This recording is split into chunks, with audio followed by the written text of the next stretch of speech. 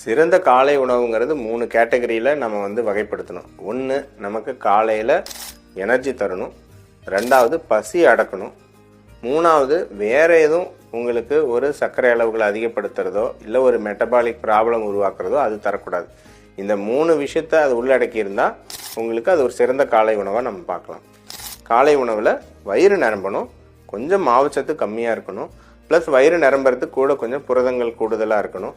நிறைய பேத்துக்கு இப்போ சுகரு, பிசிஓடி, ஃபேட்டி லிவர் இந்த மாதிரி பிரச்சனைகள் இருக்குது. ஸோ அதுக்காகவே இந்த பேலன்ஸு கரெக்டாக இருக்கணும்.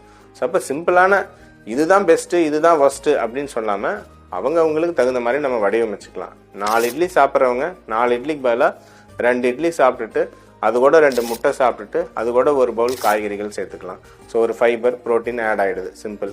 ஒரு பொங்கல் சாப்பிட்றாங்கன்னா அதோட போர்ஷனை கட் பண்ணிவிட்டு அது கூட ஒரு கப்பு சுண்டலை சேர்த்துக்கலாம். 4 சப்பாத்தி சாப்பிட்றவங்க 2 சப்பாத்தி சாப்பிட்டுட்டு அது கூட நான் சொன்ன மாதிரி 2 முட்டை அந்த மாதிரி ஆட் பண்ணலாம். இந்த மாதிரி சிம்பிள் ரீப்ளேஸ்மெண்ட் போதும். வெறும் பழங்கள் மட்டும் எடுக்கிறது அப்படிங்கிற மாதிரி தேவையில்லை. இன்னும் ஒரு படி மேலே போய் ஒருத்தங்களுக்கு ஆல்ரெடி ஒரு சர்க்கரை நோய் இருக்குது அல்லது இன்னும் நம்ம மேலும் கொஞ்சம் சில பிரச்சனைகள்லாம் இருக்குது குறைக்கணும்னு நினைக்கிறாங்கன்னா இந்த மாவுச்சத்தையே குறைச்சிட்டு வெறும் ஒரு 2-3 முட்டை மட்டும் சாப்பிட்றது அல்லது கொஞ்சம் நட்ஸு பழங்கள் மட்டும் சாப்பிட்றது இது அடுத்த கட்டத்துக்கு போகலாம்.